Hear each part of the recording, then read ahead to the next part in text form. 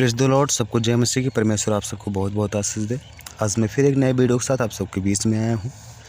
आज मैं कुछ आपको बताने वाला हूँ कि मतलब इंतज़ार करना किसी को भी अच्छा नहीं लगता। जी हाँ मेरे दोस्तों, लेकिन हमारा परमेश्वर है वो इंतज़ार का बहुत ही बड़ा फल देता है।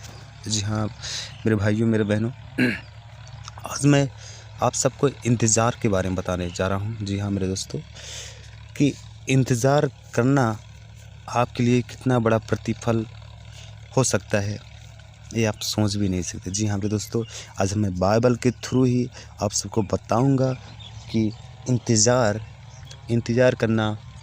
करने के बाद परमेश्वर आपको कितना बड़ा प्रतिफल देगा वो आप सोच भी नहीं सकते। सो दोस्तों, अगर आप मेरे वीडियो में नए हैं तो प्लीज़ मेरे वीडियो को लाइक कीजिए, शेयर कीजिए और ज़्यादा से ज़्यादा शेयर कीजिए, क्योंकि मैं चाहता हूँ कि मेरा वचन, परमेश्वर का वचन जो है वो हर एक भाई बहनों के पास पहुँचे और सब लोग आशीषित हों। जी हाँ मेरे दोस्तों, और हम चलते हैं आगे वीडियो में। हालेलुया। जब हम उत्पत्ति की पुस्तक पढ़ते हैं तो उसमें परमेश्वर ने अब्राहम को पता है, आज हर एक इंसान बोलता है कि मैं अब्राहम की संतान हूँ। जी हाँ मेरे दोस्तों, परमेश्वर ने उसे वो आशीष दी कि आज हर एक इंसान अब्राहम की संतान है। जी हाँ मेरे दोस्तों, परमेश्वर ने अब्राहम से वादा किया था कि अगर तू मेरे आज्ञा विधियों पर चलता रहेगा, और जो भी मैंने कहा परमेश्वर ने उससे एक वादा किया था कि मैं तुझे जितने समुद्र किनारे बालू होती हैं उतनी तेरे को मैं संतान दूंगा। ऐसा परमेश्वर ने अब्राहम से वादा किया था। जितना आकाश में तारा गण है उतना मैं तुझे संतान दूंगा। और पता है इस चीज़ के लिए पिता परमेश्वर ने जो अब्राहम है हमारा वो अब्राहम कितना साल वेट किया इतनी बड़ी आशीष पाने के लिए। पता है 25 साल लग गए, तब जाकर उसने परमेश्वर से ये आशीष पाए। जी हाँ मेरे दोस्तों, जैसे कि अब्राहम की 2 पत्नियां थी, यानी कि पहली सारा और दूसरी थी उसकी दासी हजीरा। जी हाँ मेरे दोस्तों, क्योंकि सारा को कोई पुत्र हो नहीं रहा था, इसलिए उसकी पत्नी ने कहा कि उसकी पत्नी ने खुद, जैसे उसकी दासी थी और हजीरा, तो उसको बोला कि तुम मेरी सौत बन जाओ, मेरी पत्नी मेरे पति की पत्नी बन जाओ अब्राहम की। तो वो उसने ब्याही। जी हाँ, तो अब्राहम की 2 पत्नियां थीं। एक तो उसकी खुद की निजी पत्नी थी सारा, और दूसरी जो हजीरा उसकी पत्नी बनी दूसरी। जी हमारे दोस्तों, और इनके जो बेटे थे, जो सारा का पुत्र था वो था इसहाक, और दूसरा हजीरा के पुत्र इस्माइल हुए, जो कि आज जिसको मुस्लिम लोग पूजते हैं। जी हमारे दोस्तों, और परमेश्वर के अब्राहम ने 25 साल इंतज़ार करने के बाद उसे परमेश्वर ने इतनी बढ़िया आशीष दी कि वो आज हर एक इंसान का पिता है। जी हाँ मेरे दोस्तों, और दूसरा हम पढ़ते हैं मूसा।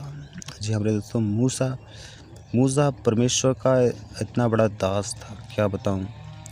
उसने परमेश्वर का दर्शन किया, इतना परमेश्वर उसके सामने प्रकट हुआ करते थे, उसको अगुवाई की, ऐसा लगता उसके परमेश्वर उसके हमेशा साथ थे। जी हाँ मेरे दोस्तों, मूसा परमेश्वर की इतना खास बंदा था कि मैं आप सबको बता नहीं सकता। जब आप उत्पत्ति की पुस्तक पढ़ेंगे तो मूसा के बारे में वहाँ पर डिटेल्स लिखा हुआ है कि मूसा परमेश्वर का कितना खास था, सामने सामने बात किया करते थे। और आज भी मूसा परमेश्वर के साथ रहता है स्वर्ग में। जी हाँ मेरे दोस्तों, मूसा मिस्र देश में, जो आज इजराइल देश है, मिस्र देश में कुछ गुलाम थे, और परमेश्वर ने कहा कि मैं उन गुलामों की आवाज़ दुख दर्द सुना हूँ, और मैं चाहता हूँ कि तू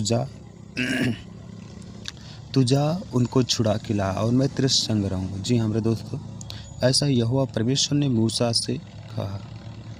तो परमेश्वर ने मूसा को इस्तेमाल किया, और परमेश्वर ने सारा काम उसको इस्तेमाल करते हुए किया। तो मूसा जो था मतलब वो 40 लाख लोगों को मिस्र देश से लेके निकला, और जो जिन गुलामों को लेके निकला, और उसके मतलब उनका खुद तो कुछ निजी ज़मीन नहीं था, फिर भी परमेश्वर ने उनको एक नया ज़मीन दिया। उन्होंने जितनी लड़ाइयाँ लड़ी वो सब उन्होंने जीती, यानी कि परमेश्वर ने उनको एक नया जगह दिया, सबसे लड़ के उन्होंने लिया। जी हाँ मेरे दोस्तों, जो दुष्ट लोग थे, उनको हरा के परमेश्वर ने उनको दिया। मूसा सचमुच 40 लाख लोगों की अगुवाई करवाना मूसा, और मूसा के साथ सब मतलब परमेश्वर इतना महान था कि मूसा के साथ था। मतलब दिन में बादल का खंभा बन के और रात में आग का खंभा बन के इजराइलियों के साथ में चलता था। जी हमारे दोस्त, आगे बात आती है दूसरा नंबर जो है तीसरा, यूसुफ। जी हमारे दोस्तों, यूसुफ भी उत्पत्ति की पुस्तक में आप सबको मिल जाएंगे। मूसा तो निर्गमन तक मिलेगा आपको, इसकी बड़ी लंबी कहानी है। और यूसुफ भी जो मतलब अपने 4-5 भाइयों में से सबसे छोटा था, और इसके भाइयों ने इसको मतलब इतना मार मुर के मतलब इसको एक गड्ढे में डाल दिया था। लेकिन परमेश्वर की दया इस पर इतनी बनी रही कि वहाँ से इसको उसके भाइयों ने निकाला और इसको बेच दिया। मतलब गड्ढे में डाला, उसके बाद इसको बेच दिया। फिर वहाँ से परमेश्वर ने काम करना शुरू किया। वह अपने मतलब इतना ईमानदारी से चलता रहा जिस घर में बेचा गया था। ऐसे धीरे धीरे चलते वो मिस्र देश का प्रधानमंत्री बन गया। जी हाँ मेरे दोस्तों, यूसुफ और दाऊद की कहानी मुझे बहुत अच्छी लगती है, क्योंकि परमेश्वर ने इनको घूरे से उठाकर खड़ा किया। क्योंकि इनके घर वाले इन्हें तुच्छ जानते थे और निकम्मा जानते थे, लेकिन परमेश्वर ने इन्हें खड़ा किया। जी हाँ मेरे दोस्तों, बस ये जो था मतलब कि मैंने भी बताया, अब्राहम ने 25 साल वेट किया और मूसा ने 40 साल इंतज़ार किया, और जो यूसुफ था वो 13 साल की इंतज़ार करने के बाद मिस्र देश का प्रधानमंत्री बन गया। जी हाँ मेरे दोस्तों, ये है इंतज़ार का इतना बड़ा फल, इतना बड़ा प्रतिफल। और जो और आता है मतलब चौथा और मैंने बताया कि दाऊद जानते हो, मतलब मैंने आपको बताया पहले कि दाऊद और यूसुफ की कहानी मुझे बहुत ही अच्छा लगता है। जी हाँ मेरे दोस्तों, ये दाऊद मतलब वो भी 4-5-7 भाइयों में से एक था, और उसके घर वाले उसको निकम्मा समझते थे, लेकिन परमेश्वर का अनुग्रह उस पर बना रहा, और उसने बहुत सारी लड़ाइयाँ लड़ते हुए, दुख क्लेश उठाते हुए, धक्का मुक्की खाते हुए, लेकिन परमेश्वर ने उसको राजा बना दिया, जिसकी गद्दी आज तक बनी है। जी हमारे दोस्तों, उसी घराने से यीशु मसीह आए। जी हाँ मेरे दोस्तों, मेरे भाई बहनों, उसी घराने से ही यीशु मसीह आए, और दाऊद की ख़ानदान के ही यीशु मसीह ने जन्मा। जी हाँ मेरे दोस्तों, और दाऊद की गद्दी आज तक सलामत है, क्योंकि परमेश्वर ने वादा किया था कि तेरी गद्दी तेरी सलामत रहेगी। जी हाँ मेरे दोस्तों, और आगे मतलब जो दाऊद था उसने 22 साल इंतज़ार किया। 22 साल के इंतज़ार करने के बाद वो राजा बना। जी हमारे दोस्तों, परमेश्वर ने उसे 22 साल के इंतज़ार के बाद राजा बना दिया। और बात आती है हमारे पास मतलब यीशु मसीह। जी हाँ हमारे दोस्तों, यीशु मसीह की कहानी ही क्या बताएं, बहुत ही दुख दर्द। जो हमारे पिता हैं वो मतलब हमारे परमेश्वर के बेटे होकर इस धरती पर हमारे लिए पाप गुनाह के लिए मारे गए, गाड़े गए, और तीसरे दिन मुर्दों में से जी उठे। इन्होंने भी बहुत दुख दर्द सहा, और 30 साल के बाद एक मनुष्य के रूप में मतलब रह करके अपनी सेवकाई स्टार्ट की, और 33वें साल में इनकी मृत्यु हो गई, और ये तीसरे दिन जिंदा होकर स्वर्ग में चले गए। जी हमारे दोस्तों, इन्होंने 30 साल वेट किया। जी हमारे दोस्तों, यीशु मसीह खुद मतलब जो परमेश्वर का पुत्र था, इसे ये सब करने की क्या ज़रूरत थी?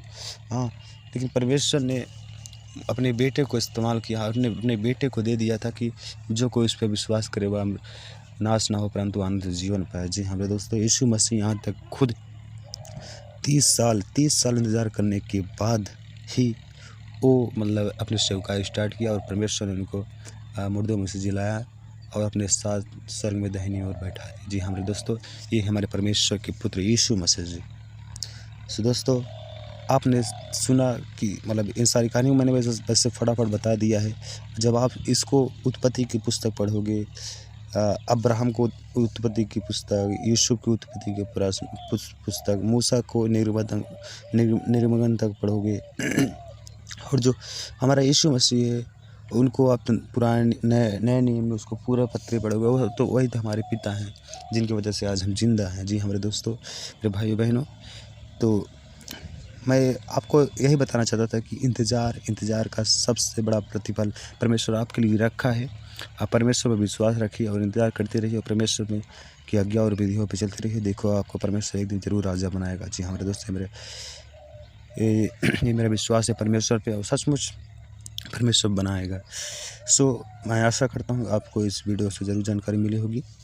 तो मैंने आपको बताया कि आपको ये सारी डिटेल आप बाइबल में पढ़ सकते हैं बहुत अच्छे तरीके से। मैंने बस आपको ऐसा बता दिया है कि किसने कितना साल वेट किया, और आपको परमेश्वर बहुत आशीष दे इस वचन को पढ़ सुन जाने से, आपके जीवन में आशीष आने पाए।